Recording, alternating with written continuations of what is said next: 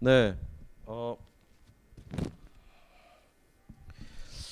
오늘 그 저희들 한 3시간 3번 정도 3번 정도 그 사실은 뭐 이렇게 뭐 해야 되나 이 3번 정도 우리가 그냥 단 한 번에 가지고 Q&A를 가지려고 했는데 Q&A 그 질문들 자체가 너무나도 다양하게 너무 그러니까 뭐 회장님한테 그냥 다 달라고 그래 봤어요.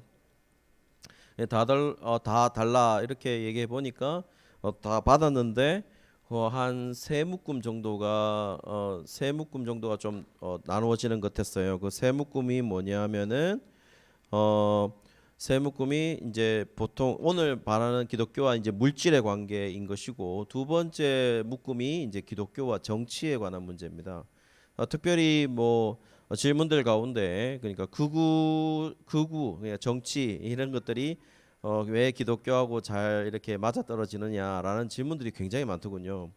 그 다음에 세 번째가 조금 더 세 번째 카테고리는 어떤 카테고리냐면은 그러니까 성경 해석에 관한 문제였습니다.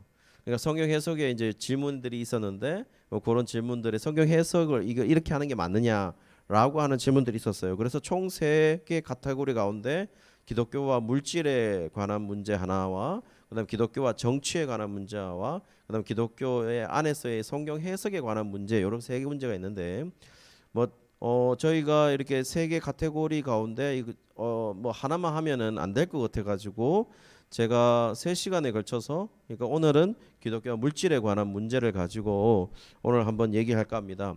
여러분 지금 다 강의안을 받으셨을 것이고 강의안을 못 받으신 분들은 예가부 밴드에 보시면은 그 퀘스천에 관한 그러니까 여러 질문들이 뭐였냐라는 것을 그냥 그대로 회장님이 저한테 주신 그대로 그냥 올려봤어요. 그 카테고리를 제가 결정을 했는데요. 그래서 보시면은 이제 이렇게 적어서 쓴 사람이 물질에 대한 욕심이 너무 많아요. 뭐 이런 말 이런 말도 있었고 보시면 여기 다 나와 있는 것처럼 근로소득으로는 미래가 보장되지 않는 현실에서 주식, 코인, 가상화폐겠죠. 그다음에 부동산, 로또 등등을 하는 것이 신앙인으로서 바람직한 것인지 모르겠어요라는 질문도 들어와 있습니다. 그리고 지난번에 주식이나 로또로 벌어들인 돈을 11조나 헌금하면 안 된다고 하셨는데 왜 그런가요? 라는 질문도 들어와 있고요. 그 다음에 재테크 어디까지 해야 하나요? 라는 말도 들어와 있어요. 그 다음에 하나님과 늘 동행하라고 하는데 평일엔 돈을 버는 것이 먼저입니다. 이건 잘못되었나요? 이런 질문을 이제 해왔어요. 이거 당연한 질문이겠죠. 제가 보기에는 지훈아 저쪽으로 오면 돼. 그렇지. 그냥 갔어요. 절로 올 거예요. 지훈이가. 자 이렇게 보시면은 이런 질문들이 사실 우리 지금 신앙인들에게 특별히 이제 가정을 꾸미고 있는 질문들에게 굉장히 이게 뭐 가까이 있는 질문들이죠. 그리고 이 질문들은 다 보시면은 이제 물질에 관한 문제이고 이 질문들을 더 노골적으로 말하면 돈에 관한 문제입니다. 그리고 돈에 관한 문제인데 더 솔직하게 말하면 어떤 거죠? 투자해도 됩니까? 라는 거죠. 그렇지 않나요? 이 부동산이나 주식이나 로또나 그다음에 가상화폐나 그다음에 재테크나 모든 게 뭡니까? 그러니까 이 여기에다가 내가 돈을 이렇게 투자해도 됩니까? 라는 질문이겠죠. 그리고 사실은 우리가 이게 쉽지 않은 이유가 뭐냐면은 우리가 뭐냐면은 투자와 투기 이게 종이 한 장 차이에 있다는 거죠. 그리고 요행을 바라는 것일 수도 있기 때문에 이게 어떤 정확한 구조를 모르면은 뭐 주식이나 이런 것들이 정확한 어떻게 구조로 되어 있다 이런 걸 잘 모르면은 사실 판단하기도 쉽지는 않습니다. 그리고 더 판단하기 쉽지 않은 게 뭐냐면은 이게 다 합법적이라는 겁니다. 합법적이지 않나요? 우리가 하잖아.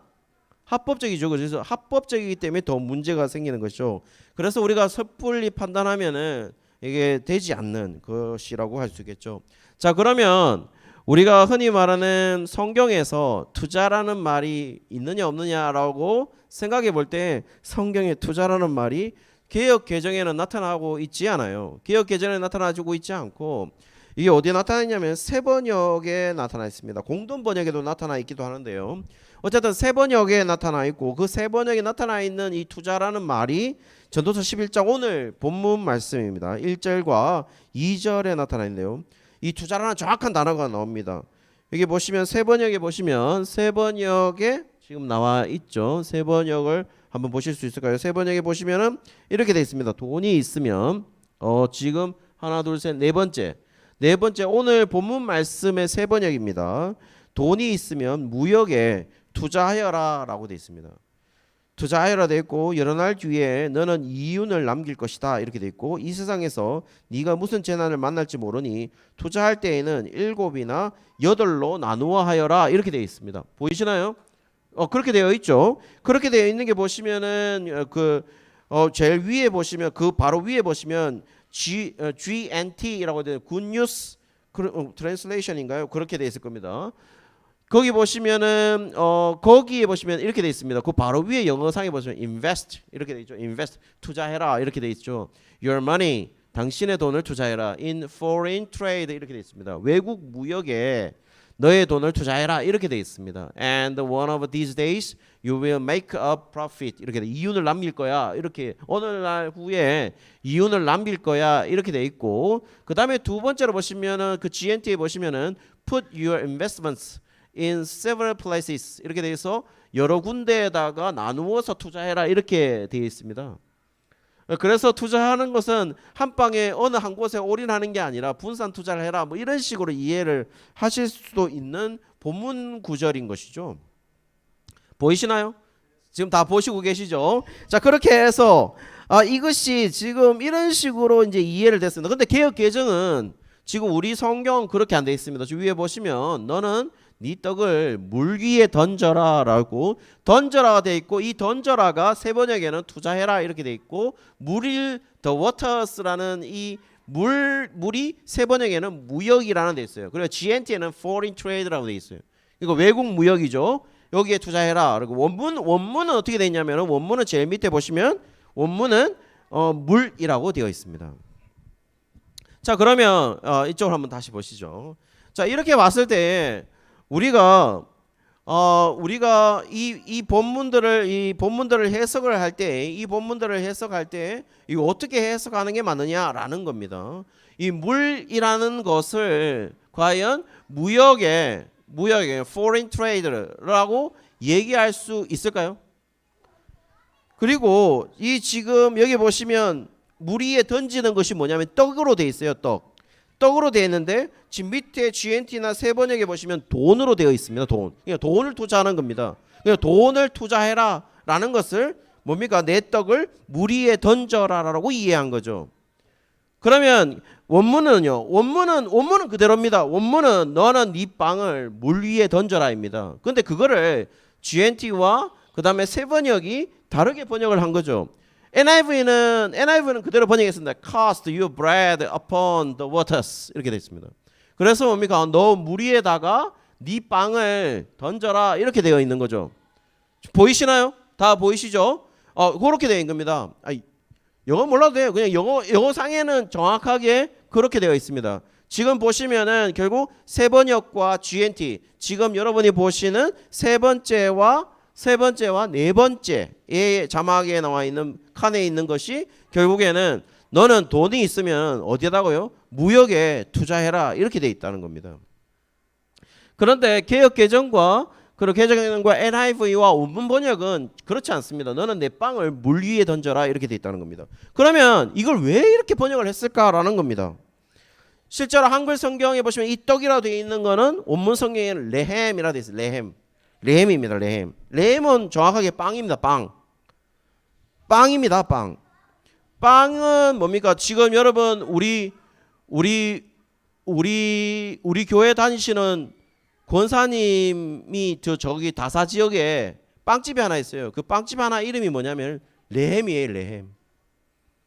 레헴 빵집입니다. 이 레헴이라는 뜻이 원래 뭐냐면은 빵이라는 뜻입니다. 빵. 그러면 그 빵이라 되어 있고 뒤에 보시면은 여러 날 후에 도로 찾는다라는 이 찾으리라라는 이 단어가 마차라는 단어로 되어 있어요. 그러니까 획득하다 나타난다는 뜻입니다. 그런데 이거를 획득한다 도로 찾는다라는 말을 지금 GNT나 그 다음에 세번역은 뭐라고 되냐면은 GNT는 어떻게 되어 있습니까? One of these days you will make a profit 라고 해서 이윤을 얻는다. 이윤으로 해석한 거죠. 자, 다시요. 자, 여러분 여기 영어 성경 영어상에 보시면 영어상에 보십시오. 영어상에 보시면은 위에는 개역 개정해 보십시오. 여러 날 후에 도로 찾으리라 이렇게 되어 있죠. 다 되어 있습니까? 보이십니까? 예, 여러 날 후에 도로 찾으리라 되어 있습니다. 그다음에 NIV 한번 보시죠. NIV 보시면 여러 날 후에 for after many days 돼 있고 you will find it again 됐죠. it again 돼 있잖아요. 저 it 저 대명사 it은 뭘 말하는 걸까요? it이 뭘 같아요? 이 대명사 it이잖아요. 여러분 다시 한번 보세요. 자, 여기 보십시오. 개역 개정에 너는 네 떡을 물 위에 던져라 라고 돼 있어요. 여러 날 후에 도로 찾는다라고 했는데 찾는 건 뭘까요? 그러면 떡이죠. 그래 빵이죠. 레헴인 것이죠. 그렇죠. 그래서 지금 NIV도 cast your bread upon the waters 돼 있고 for after many days you will find it again. 이 it은 바로 레헴 떡을 얘기하는 것이죠. 그런데 이거를 어떻게 해석했냐면은 GNT나 세번역은 돈 있으면 무역에 투자하거라. 여러 날 뒤에 너는 profit이라고 했잖아. profit. 이윤으로 되어 있죠. 이윤을 얻을 거야 라고 해석을 했다는 겁니다. 그런데요, 지금 원어 성경은 원문은 뭡니까? 도로 찾는 것은 앞에 던지는 것과 앞에 던지는 대상과 뒤에 도로 찾는 대상이 같은 격으로 되어 있잖아요. 같은 대상으로 되어 있지 않습니까? 그렇죠? 그렇습니다. 그렇기 때문에 지금 이것을 마치 투자에 관한 성경 구절이라 이렇게 세 번역을 가지고 얘기하는 것은 불가능한 겁니다. 그렇게 얘기하시면 안 된다는 거예요. 자, 그렇게 얘기하면서 결국 이게 그러면서 또 뒤에 보시면은 이걸 어떻게 해석했냐면은 자, 그렇게 투자를 해가지고 해야 할 일이 뭐냐라고 돈을 이윤을 얻으면 해야 할 일이 뭐냐라고 했을 때에 그 다음에 해석한 것을 7이나 8에게 나눠줄지어다 이렇게 돼 있어요. 이거는 거의 다 비슷해요. NIV, GNT 세번역 보면 이상에서 투자할 때 7이나 8로 나누어 하여라.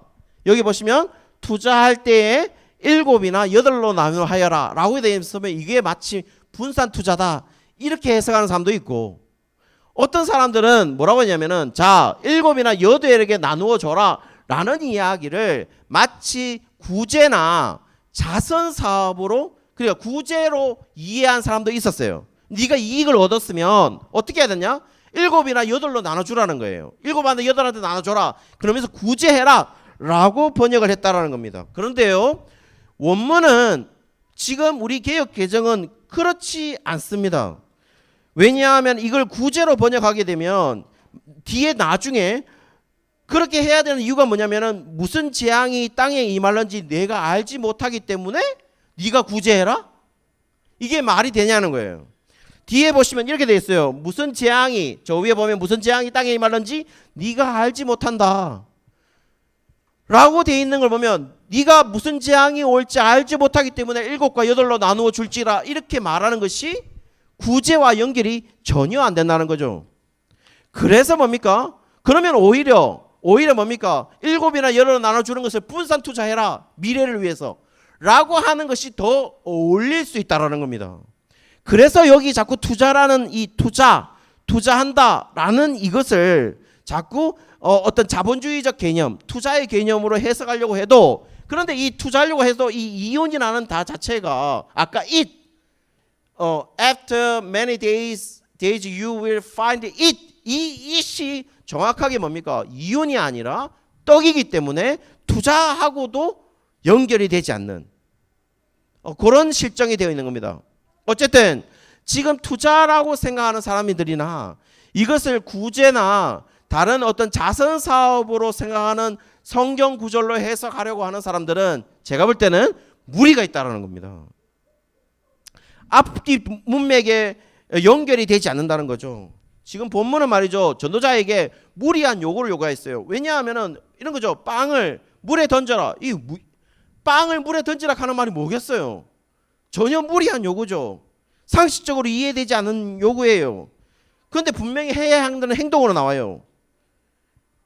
물론 이것을 세번역이 이 투자에 대해서 왜 투자하는 것으로 번역했느냐 이해는 갑니다. 왜냐하면은 이 행동에 대해서 불분명한 것에 대해서 행동하는 것이 불분명하게 행동하는 것이 불분명한 것에 행동하는 것이 투자와 비슷한 특징을 가지고 있습니다. 불분명하잖아요. 왜 던져야 되는데 저기 투자도 똑같이 불분명해요. 그거와 분명하고 또 뭡니까? 여러 날 후에 기대하는 마음으로 지금 물에다가 빵을 던지고 있죠. 여러 날 후에 뭔가를 찾을 것을 기대하면서 지금 빵을 물에 던지고 있으니까 떡을 물에 던지고 있으니까 그것도 미래에 얻을 것을 기대하면서 뭔가 던지고 있으니까 주식이나 과상화폐나 부동산에 투자하는 것과 비슷한 성격을 가지고 있는 것은 분명해요. 그러나 이제 저를 보시죠. 그러나 이것을 투자다 아니면 부동산이나 우리가 뭔가에 투자하는 것에 이것을 미래에 대한 불확실성 때문에 뭔가 투자하는 것으로 이 성경 해석을 여기다 좁혀버리면 이 성경 구절 전체가 그 풍성함 무엇을 말하는지 풍성함을 빼앗아가잖아요. 다시요. 여러분 저를 한번 다시 보시죠. 여러분 정확한 이해를 해야 될 것 같은데 이것을 마치 어떤 성경 해석학자가 이걸 투자야. 미래가 불확실한데 미래가 불확실하는 거는 투자와 비슷하잖아. 그리고 미래가 불확실함에도 불구하고 이윤을 얻을 것을 기대하면서 뭔가를 얘기하는 걸 보면 이거는 우리가 주식에 투자하는 거나 부동산에 투자하는 거나 재테크를 하는 거나 뭐 로또를 하는 거나 이게 분명한 거잖아. 비슷하잖아. 라고 거기다가 갖다 붙이면서 유비시켜 가지고 성경을 해석하면 그거밖에 안 들린다는 거예요. 이 본문이. 그런데 이 본문은 그걸 얘기하는 게 아니라는 겁니다. 그래서 문제라는 거예요. 미래의 불확실성을 얘기하는 건 분명히 맞아요. 그리고 미래의 불확실성 하지만 우리가 분명히 행동해야 되는 것은 맞아요. 왜? 어떤 소망을 가지고 우리가 행동할 때는 행동을 하라는 내용이에요, 이게. 그러나 그것을 단순하게 주식이나 부동산이나 로또나 그런 것에 우리가 유비시켜서는 안 된다는 내용입니다, 이게. 그렇게 해석한다는 안 된다는 거죠. 자, 그러면 우리는 있잖아요. 우리는 그러면 뭘 생각해야 되느냐? 간단한 겁니다. 그럼 왜 도로 찾아야 됩니까? 다시요. 내가 떡을 물 위에 던졌어요. 그럼 내가 도로 찾아야 되잖아요. 어느 날 동안 도로 찾을 거 아니에요? 그럼 왜 도로 찾아야 되는 거예요? 이유가 뭔데요? 도로 찾는 이유가 뭐예요? 왜 도로 찾아야 돼요?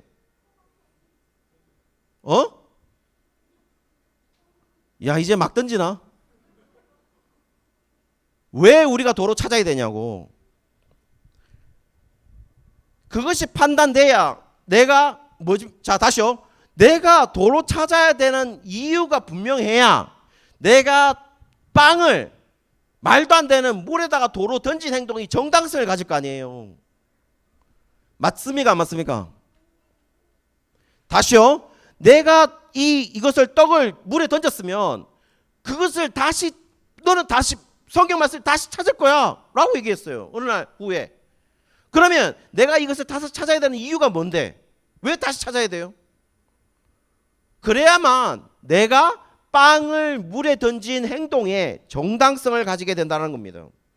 쉽게 말해서 우리가 뭔가를 투자했어요. 주식이나 가상화폐나 부동산이나 재테크를 위한 투자를 했다면 투자를 해가지고 우리가 이익을 봐야 하는 이유가 뭔데요? 왜 우리는 이익을 가지려고 하는 거예요? 왜 우리는 돈을 벌려고 하는 거냐 이 말이에요. 그 이유에 대해서 여러분이 성경적으로 답을 갖지 못한다면 우리는 그 투자 자체가 뭐예요? 정당성을 내가 떡을 저 물에 던지는 이유 그 정당성을 가질 수 없다고. 이해 가시나요? 이게 이해 가야 됩니다. 정확한 말씀은 이겁니다. 여러분은 왜 가상화폐를 하십니까? 여러분은 왜 주식을 하시는 거예요? 여러분은 왜 재테크를 하고 있습니까? 왜 우리는 부동산 투자와 투기 사이 왔다 갔다 하면서 우리는 그 짓 하고 있는 거예요? 왜 하고 있는 겁니까? 정확한 이유가 있어야 될 거 아니에요. 왜 그렇게 해서 돈을 벌면 여러분은 뭘 하고 싶은 건데요? 그거에 대한 정당성이 없으면 결국에는 뭐예요? 그게 정당성이 없으면 안 된다는 거죠. 한마디로 여러분 이런 겁니다.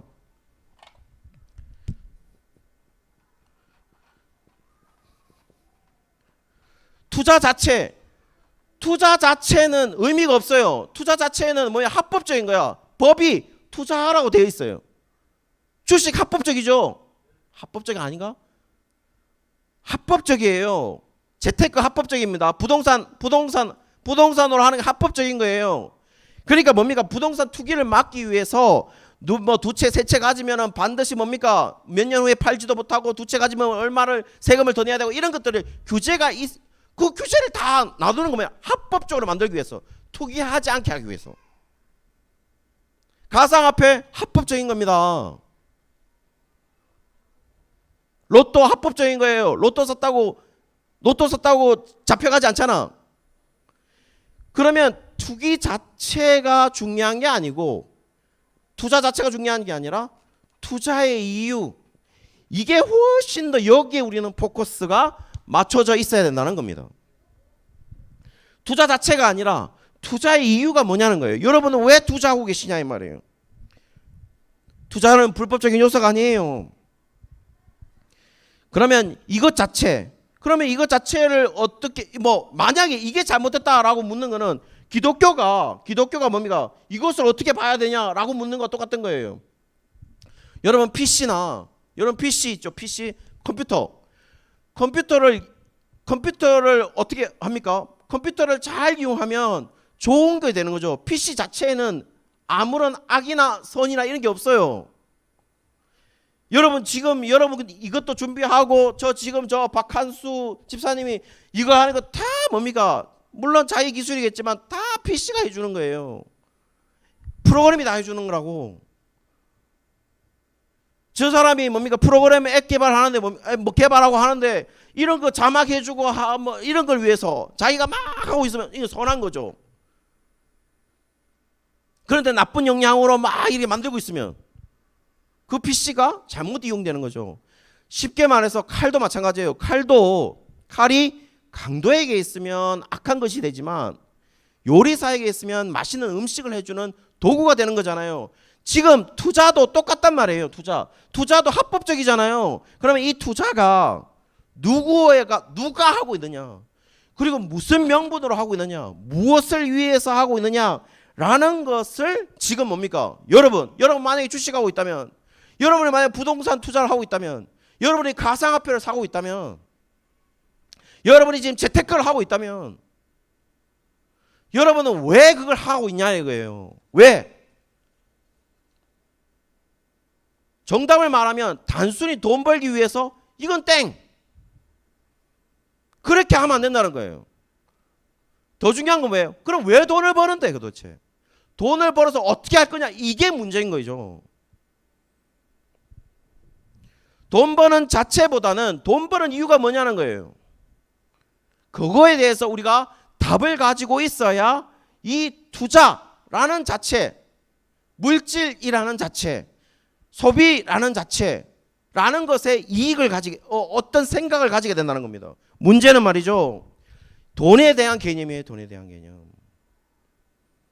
실제로 문제가 뭐냐? 돈에 대한 개념을 말하는데, 돈에 대한 개념을 말하는 구절이 있어요. 디모데전서 6장 9절에서 10절 보시면, 디모데전서 6장 9절에서 10절 보시면 이렇게 되어 있습니다. 어떻게 되어 있냐면은 9절에 이렇게 되어 있어요. 9절에 부하려 하는 자들은 시험과 올무와 여러 가지 어리석고 해로운 욕심에 떨어진다. 이렇게 부하려는 자들은 시험과 올무와 여러 가지 어리석고 해로운 욕심에 떨어진다라고 되어 있습니다. 자, 여러분 다시 2절 보시죠. 결국 뭐죠? 부하려고 하는 사람들은, 부하는 것에 목적을 가지고 있는 사람은 결국 뭡니까? 시험과 올무와 여러 가지 어리석고 해로운 욕심에 떨어질 수밖에 없다는 걸 설명하고 있는 겁니다. 이거는 뭡니까? 인간이 가지고 있는 속성이에요. 이 욕심이 에피디미아라는 이 헬라어인데요. 이게 뭐냐면은 오늘 있죠. 바라고 원하고 기도하는 것. 이게 욕심이라는 거예요. 바라고 원하고 기도하는 게 욕심이라는 겁니다. 그러면 뭡니까? 여러분이 돈을 가지고 있으면, 부하려고 하는 사람들이 있으면, 그 부하려고 하는 사람들은 그런 욕심에 빠질 위험이 그렇게 빠질 수밖에 없다. 부하려고 하는 목적을 가진 사람은. 그렇게 얘기하고 있어요. 그러면 10절에는 또 뭐라고 했냐? 돈을 사랑함이 일만 악의 뿌리가 된다. 이렇게 되어 있습니다. 돈을 사랑함이 일만 악의 뿌리가 된다. 여기에 보시면 일만 악이라고 하는 건 전체 악이에요. 전 악의 뿌리라는 거예요. 전체 토탈 evil, 전체 악의 뿌리다. 돈을 사랑하는 거. 여기에서 중요한 건 뭐냐면 돈 자체가 문제가 된 게 아니죠. 돈 자체가 문제가 아니잖아요. 뭐라고요? 돈을 사랑함이 그러니까 돈이 목적으로 돈을 위하여 원하고 바라고 기도하면 그게 일만하기 뿌리라고.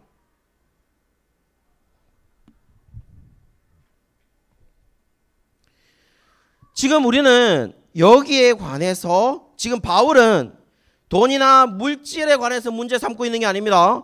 바울은 지금 돈이나 물질을 생각하는 인간의 마음의 문제를 삼고 있는 겁니다. 그렇다면 여러분은 이 돈을 왜 버시냐라는 거예요.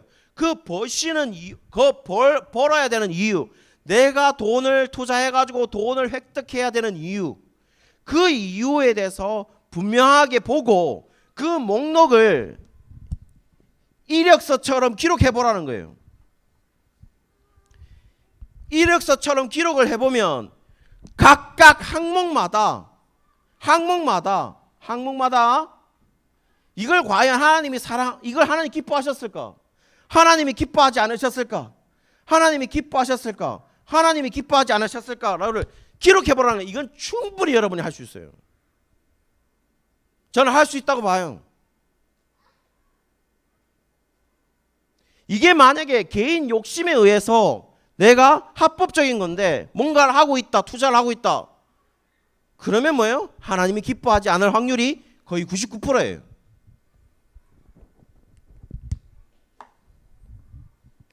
어떤 사람들이 성경에 자꾸 성경에 문제가 된 하나의 사건이 있습니다. 성경에 문제가 된 하나의 사건이 있는데 결국 성경 해석을 많은 사람들이 자꾸 좀 잘못 해석하는 경우도 있는데요. 그게 뭐냐면은 청소년 매일 성경에 보시면 청소년 매일 성경 청매라고 있어요. 청매 2021년 3월과 4월호에 있는데 경제학 교수인 김재수 교수가 그 한 달란트 비유 있죠. 그 달란트 비유를 해석을 했어요.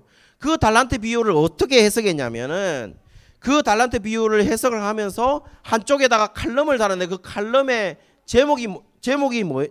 그걸 한 달란트 비유를 칼럼을 어떻게 달았냐면은 주인, 그러니까 한마디로 5달란트, 2달란트, 1달란트 준 주인을 가지고 뭐라고 했냐면 불의한 체제의 대변자다 이렇게 해석을 했어요. 경제학 교수가. 그것도 청소년 매일 성경의 칼럼에다가 우리 새벽기도 때 매일 성경 하잖아요. 청소년들이 보는 매일 성경에 그걸 했단 말이에요. 그리고 1달란트 받은 종을 약자로 해석했단 말이에요. 한마디로 1달란트 받은 종에 대해서 지금 주인이 판단하는 것이 잘못됐다는 거죠. 약자에 대해서 판단을 잘못했다는 거예요. 그렇게 해석했다는 거죠. 그런데 좋아요. 다시 결론적으로 말하면 이 경제학 교수는 분명히 이 해석을 잘못했어요. 그런데 이 잘못을 해석했는데 이 잘못 해석한 것의 중요한 원인은 뭐냐면은 잘못을 왜 해석을 하게 됐느냐. 이 달란트 비유를 자꾸 현대 자본주의적에 대한 옹호로서 설명하려고 하는 사람들이 많았어요. 왜냐하면 달란트 비유에 어떻게 돼 있어요? 5달란트 준 사람, 2달란트 준 사람이 어떻게 했습니까? 주인의 5달란트 받았을 때 2달란트 받았을 때 이 사람이 어떻게 했어요? 장사했잖아요. 장사했습니다. 장사해가지고 5달란트 남기고 2달란트 남겼다는 거예요. 그런 의미에서 현대 자본주의를 너무 옹호하는, 그러니까 결국 투자하라는 거죠. 투자해서 뭔가를 하라는 거야. 그럼 한 달란트는 아무 투자도 하지 않았기 때문에 하나님이 주인이 지금 있는 것도 빼앗아 가지고 줬다는 거예요. 있는 자에게 줬다는 거죠.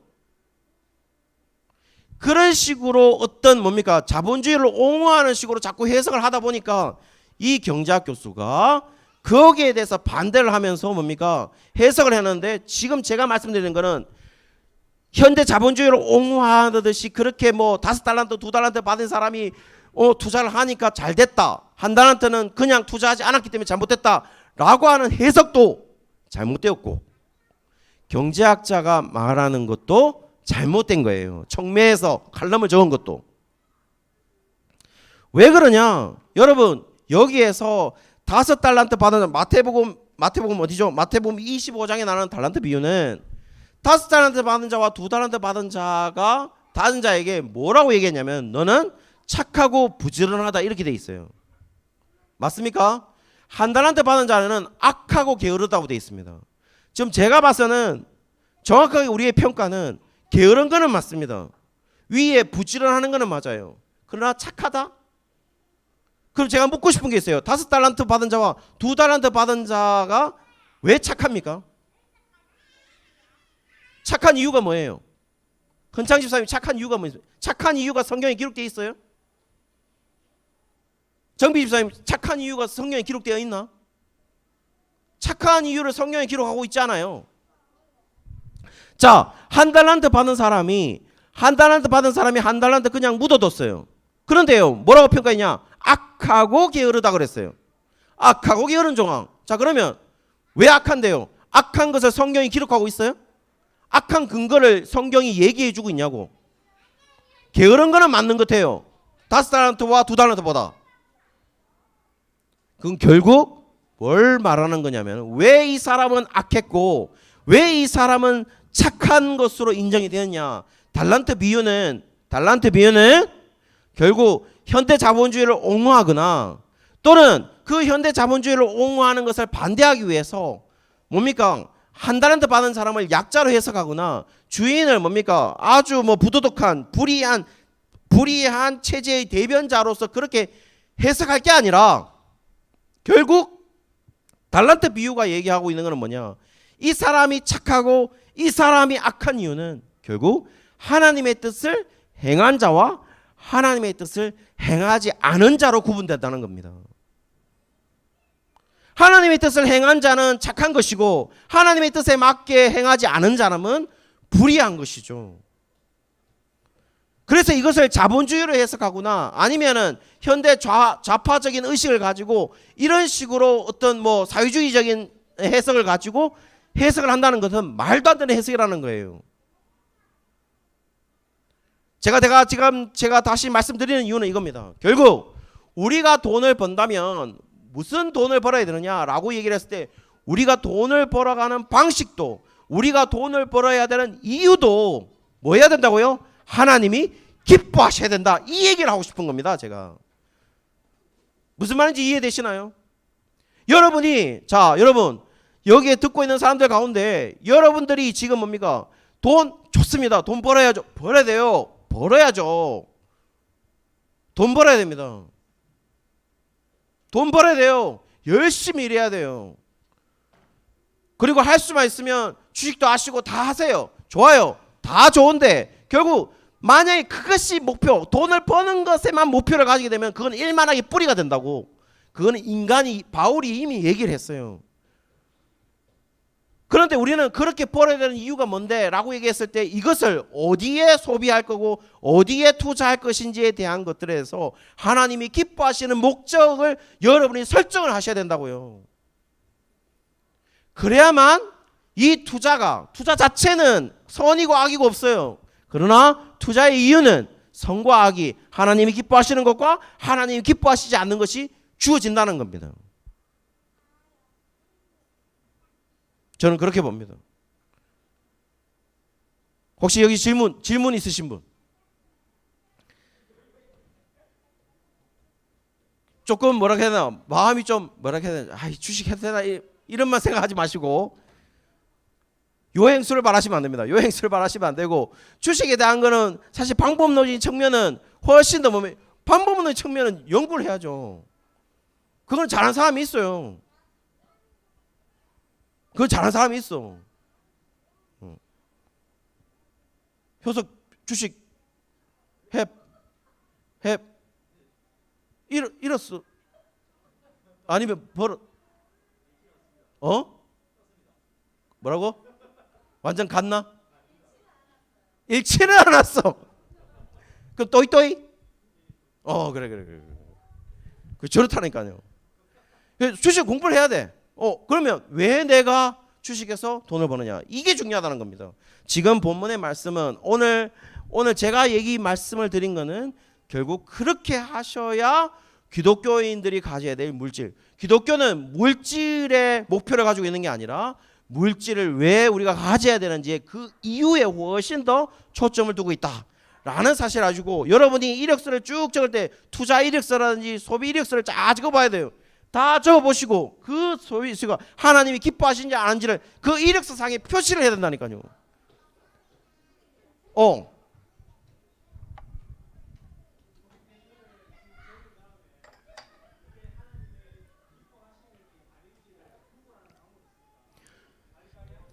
아리까리 하지 않아요. 제가 다시 말씀드리면 이런 겁니다. 자, 여러분. 자, 소비에 관한 거는 우리가 투자나 이 소비는 두 개가 있습니다. 두 개. 여러분, 일로 한번 보실까요? 두 개가 있는데 뭐가 있냐면은 소유를 위한 게 있고 경험을 위한 게 있습니다. 여러분 이게 뭐냐면은 결국 내가 투자나 소비를 하려고 할 때 내가 소유를 위한 투자를 할 거냐, 내가 소유를 위한 소비를 할 거냐, 아니면 내가 경험을 위한 투자를 할 거냐, 경험을 위한 소비를 할 거냐, 이 두 가지 종교, 이 두 개가 딱 나눠진다는 거예요. 그런데 우리가 투자를 하고 돈을 버는 이유가 어디에 있어야 되느냐라고 묻는다면 우리는 소유에 있으면 안 돼. 어디에 있어야 되냐면 경험에 있어야 되는 거예요. 경험에 있어야 된다고요. 왜냐하면 소유를 위한 투자나 소비는 우리 인생을 바꾸지 못해요. 뭔 말인지 아시겠습니까? 여러분 있잖아요. 여러분이 좋은 이쁜 옷을 입었다고 해서 여러분의 인생이 바뀌지 않습니다. 무슨 말인지 아시겠어요? 그래. 자, 은명이도 아는데 모르면 진짜 너 아니다. 진짜 아무것도 아닌 거야. 우리가 있잖아요. BMW 몬다고 좋은 차를 몬다고 해서 우리 인생이 변하지 않아요. 그렇죠? 안 변해요. 그런데 경험에 우리가 뭔가를 투자하고 소비한다? 경험하는 건 뭐예요? 예를 들어서 여행. 내가 뭔가를 내가 뭔가를 공부하기 위해서 내가 투자를 하고, 내가 경험을 위해서 투자하고, 내 지식을 쌓기 위해서 투자하고 소비하는 거. 이거는 뭐예요? 이거는 내 인생을 바꾸기도 하죠. 하나님은 지금 어떤 소비를 원하시느냐, 어떤 걸 원하시느냐, 결국에 뭐예요? 여기를 하고 있느냐. 나와 함께 나를 경험하기 위해서 너희가 소비하고 있고, 나를 경험하기 위해서 네가 지금 시간이나 모든 것을 투자하고 있는지를 묻고 있는 거죠. 무슨 말인지 이해되시나요? 나를 위해서 소유를 위해서 투자해 보세요. 여러분 이거 이번에 대예배 설교한다고 산 거예요. 어디서 샀는데? 다이소에서 샀어. 다이소. 5,000원짜리라 이미 이게 떨어졌다고. 이게 현수하고 같이 가서 샀어요. 이거를. 그래서 나는 이런 게 중요하지 않아요. 별로 이런 게. 저는 옷도 정장이 한 벌이 잘 없어요. 다 색깔이 다 달라. 별로 나한테는 그게 중요한 게 아니야. 저는 소유에 대한 그게 별로 없어요. 어떤 남자들처럼 컴퓨터나 차나 핸드폰이나 이런 거에 대한 욕심이 하나도 없어. 제로. 심지어는 유학 갔을 때도 뭐예요? 유학 갔을 때 세 개가 말을 잘 들으면 된다 그랬어요. 세 개가. 그게 뭐였냐면은 차, PC, 컴퓨터, 그 다음에 마누라. 유학 갔을 때 이 세 사람만 말 잘 들으면 된다 그랬어요. 그런데 저는 차도 있잖아요. 그 남아프리카 공화국에서 그 더운 나라에서 에어컨도 없는 차를 샀어요. 전자기기가 하나도 없는 차. 왜? 거기는 남아공은 차를 생산하지 않는 나라이기 때문에 뭐든지 수입이에요. 만약에 고장 났다 그러면 외국에서 부품이 올 때까지 한 달 동안 기다려야 돼. 차 없이. 그거 어떻게 기다려?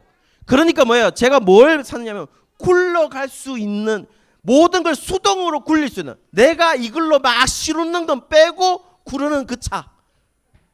60km밖에 안 갔어요. 60km가 최상의 속도였어요. 그런 차를 선택했다는 거예요. 저는 거기에 대해서 이렇게 해야 되겠다, 이래 살아야 되겠다라고 생각한 거예요. 여러분이 오케이, 돈이 있으면 소유를 위해서 소비하는 것도 경제가 돌아가기 위해서 할 수 있어요. 할 수 있는 거 맞아요. 그런데 여러분, 제가 묻고 싶은 게 있어요. 그게 하나님이 기뻐하시는 거냐는 거예요. 여러분이 그 돈으로 하나님과 경험할 수 있는, 하나님과 대면할 수 있는, 가족끼리 뭔가를 할 수 있는, 경험할 수 있는, 거기에 투자하라는 거예요. 거기에 소비하라는 거지. 그거는 뭐예요? 여러분이 바보가 아닌 이상 우리는 다 답이 나와.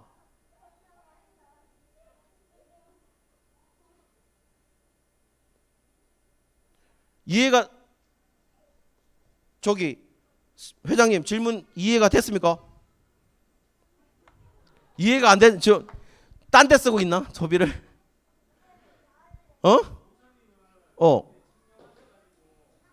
나 청렴하지 않아. 돈이 없어서 그래.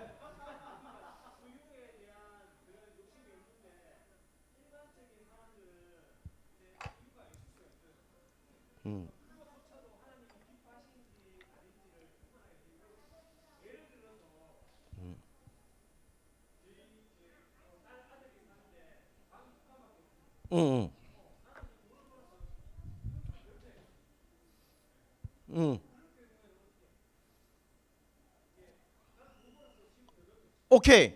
그런데 이게 있잖아요. 내가 아들이 편하게 살게 하기 위해서 넓힌다? 저는 그건 반대입니다. 그건 하나님 기뻐하시지 않을 것 같아요. 우리가 어떤 것을 목표로 가지고 있을 때 그거 자체가 목표다. 그럼 왜라는 이유를 계속 달아야 될 것 같아요. 제 생각에는. 왜냐하면 여러분, 성경에도 어떤 행동 자체에 대해서 선악을 판단하고 있지 않아요. 실제로 여러분, 헤렘이라고 했을 때, 헤렘 전쟁이라고 했을 때, 이 헤렘 전쟁이 뭐냐면은 진멸 전쟁입니다. 완전히 다 진멸하는 거예요. 가가지고 뭐가 있으면 어떻게 해요? 예를 들어서 거기 이방 땅에 헤렘 전쟁을 해라 명령을 했어요. 명령을 했으면은 그 명령했는 것에 따라야 되잖아요. 그러면 딱 갔는데 어떤 것도 있었을 것 같아. 금방 지금 탯줄도 안 자른 애기도 있었을 거 아니에요. 그러면 어떻게 해야 돼요? 헤렘 전쟁을 어떻게 해야 됩니까? 죽여야 되는 겁니다. 그러면 그런 것들에 대해서, 그런 행동 자체를 선악을 판단하는 게 아니고 우리가 판단하는 건 뭐예요? 하나님 왜 그렇게 명령하셨냐는 거예요. 거기에 대한 생각을 가지고 있어야 되는 겁니다. 다시 말씀드리면 이겁니다. 조금 어렵게 돌아왔는데, 우리가 만약에 그렇게 자식 때문에 옮겨야 된다면 왜 옮겨야 되는데, 그 자식을 옮겨야 되는 이유가 뭔데? 이 자식이 이렇게 옮기고 이 방이 넓혀지고 이런 어떻게든 우리가 무리해서 하는 것이, 이 자식이 하나님과의 동행, 아니면 우리 가족이 하나님과의 어떤 관계 속에서 뭔가를 유익을 얻을 수 있는 뭔가가 있느냐 없느냐 하는 거예요. 실제로 집은 뭐예요? 집의 원래 기능이 뭔데? 집의 원래 기능이 뭐예요? 비 피하기 위한 곳이야. 잠자는 곳이라고. 잠자는 곳이야. 그렇잖아요. 집의 원래 기능은 거기에요. 그래서 잠자고 비를 피하는 것이 뭐냐면 내가 휴식할 수 있는 유일한 공간이 집이라는 겁니다. 그런데 집이 지금 우리는 어떻게 되어 있어요? 우리의 부를 상징하는 게 돼 있잖아요. 지금 몇 평 이런 게. 집의 원래 기능, 집이 하나님이 우리에게 집을 허락하셨다면 하나님이 우리에게 집을 허락하신 원래 기능을 상실했다고요. 하나님이 우리에게 자녀를 준 이유가 뭐라고 생각하세요? 이 자녀가 잘 돼서 대신 대리 만족을 얻기 위해서 이 자녀를 주신 것 같아요? 그렇지 않단 말이에요. 하나님이 우리에게 이것을 허락하셨다면 이것이 허락한 그 목적에 따라서 우리는 그 삶의 방향대로 살아가는 게 중요한 거잖아요. 그렇게 안 살면 어떻게 되는 겁니까? 우리는 욕심이라는 겁니다. 욕심이라는 거예요. 욕심이 작용하게 돼 있다는 겁니다.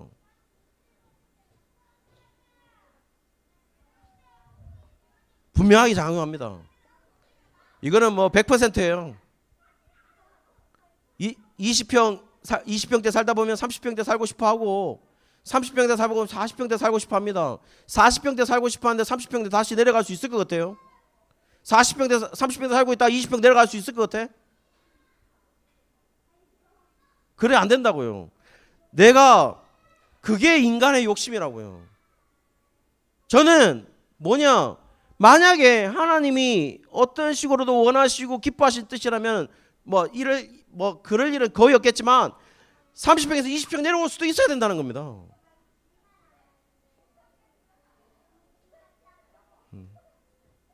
저는 그렇다고 봅니다. 또 다른 질문. 지금 여기 이 유튜브에서 댓글 달리고 계시면 질문들 없겠죠? 어떻습니까? 다른 분들은요?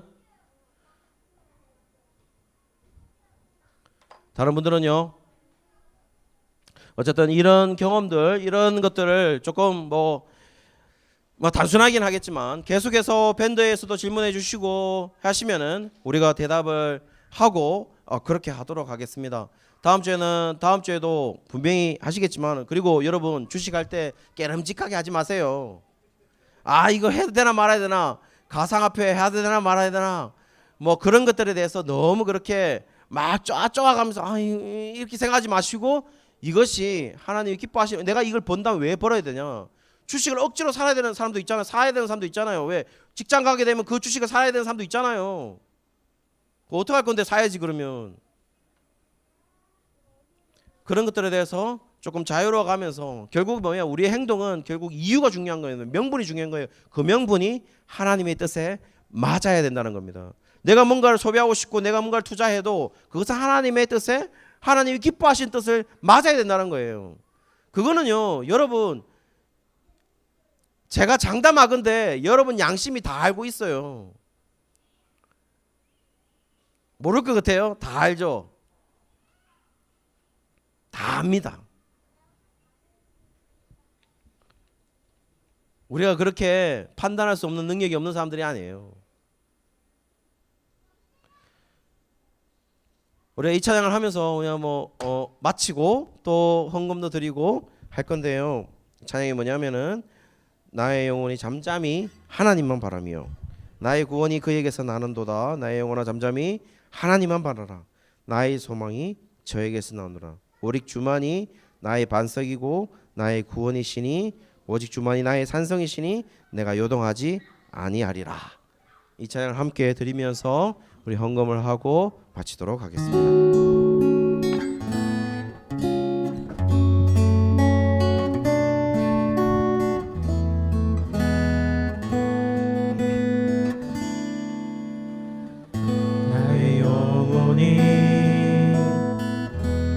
잠잠히 하나님만 바라며 나의 구원이 그에게서 나는도다. 나의 영혼아 잠잠히, 나의 영혼아 잠잠히 하나님만 바라라. 나의 소망이 저에게서 나는도다.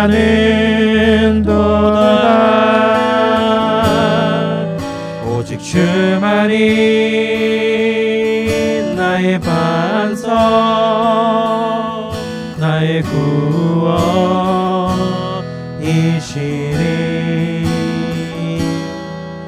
오직 주만이 나의 산성 내가 요동치 아니하니 나의 영혼이 간절히 나의 영혼이 간절히 여호와를 갈망하며 나의 입술이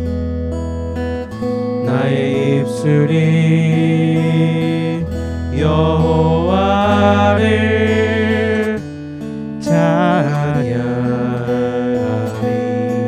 나의 영혼이 즐거이 나의 영혼이 즐거이 여호와를 따르리니 나의 평생에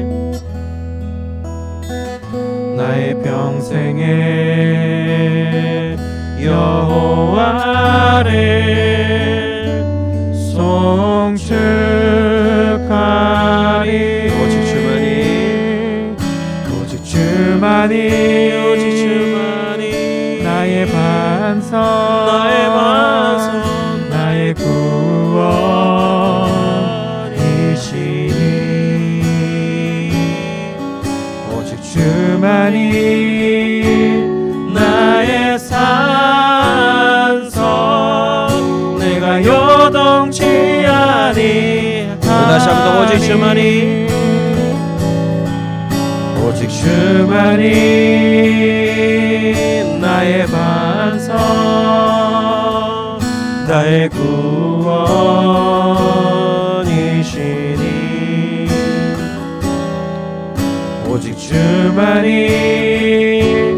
나의 산성 내가 요동치 아니하리 내가 요동치 아니하리 우리 마지막으로 내가 요동치 아니하리 내가 요동치 아니하리 기도하겠습니다. 사역시 역사하신 하나님 아버지, 우리가 물질을 바라보게 되면 욕심이 생기고 또 그것을 향하여 쫓아가는 우리를 보게 됩니다. 그렇지만 하나님 아버지, 우리가 물질을 쫓는 것이 아니라 그 물질을 허락하신 하나님을 보며 하나님의 기뻐하시는 뜻에 따라 그 물질을 벌고 또 그 물질을 사용할 수 있는 우리 예가부의 모든 가정들 될 수 있도록 하나님 역사하여 주시옵소서. 감사드리며 예수 그리스도의 이름으로 기도드리옵나이다. 아멘. 예, 말씀에 의지해서 축도하도록 하겠습니다. 지금은 우리 주 예수 그리스도의 은혜와 하나님의 사랑과 성령의 위로 교통하심이 물질을 쫓는 것이 아니라 물질을 허락하신 하나님의 기쁘신 뜻에 따라 살기를 원하는 우리 사랑하는 예가부의 가정들 특별히 우리 자녀들 머리 위에 지금으로부터 영원토록 함께 있을지이다. 아멘.